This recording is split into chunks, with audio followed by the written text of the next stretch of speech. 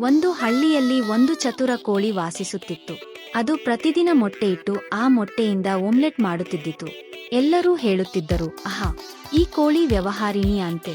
ಒಂದು ದಿನ ಹಳ್ಳಿಯ ದಪ್ಪ ನಾಯಿ ಬಂತು. ಅದು ಹೇಳಿತು, ಕೋಳಿ, ನಿನ್ನ ಎಲ್ಲ ಆಮ್ಲೆಟ್ಗಳು ನನಗೆ ಬೇಕು, ಉಚಿತವಾಗಿ. ಕೋಳಿ ಹೇಳಿತು, ಉಚಿತವಾ? ಶ್ರಮದ ಬೆಲೆ ಕೊಡಲ್ಲವಾ? ನಾಯಿ ಹೇಳಿತು, ನಾನು ಹಳ್ಳಿಯ ಡಾನ್. ಅವತ್ತೇ ಕೋಳಿ ಒಂದು ಯುಕ್ತಿ ಹಚ್ಚಿತು. ಅದು ಹೇಳಿತು, ಸರಿ ಡಾನಣ್ಣ, ಕಣ್ಣು ಮುಚ್ಚಿ ಪ್ರಾರ್ಥನೆ ಮಾಡು, ಆಗ ಆಮ್ಲೆಟ್ ಸಿಗುತ್ತದೆ. ನಾಯಿ ಕಣ್ಣು ಮುಚ್ಚಿತು. ಕೋಳಿ ಒಂದು ಬಿಸಿ ಮೊಟ್ಟೆಯನ್ನು ಅದರ ತಲೆಯ ಮೇಲೆ ಒಡೆದಿತು.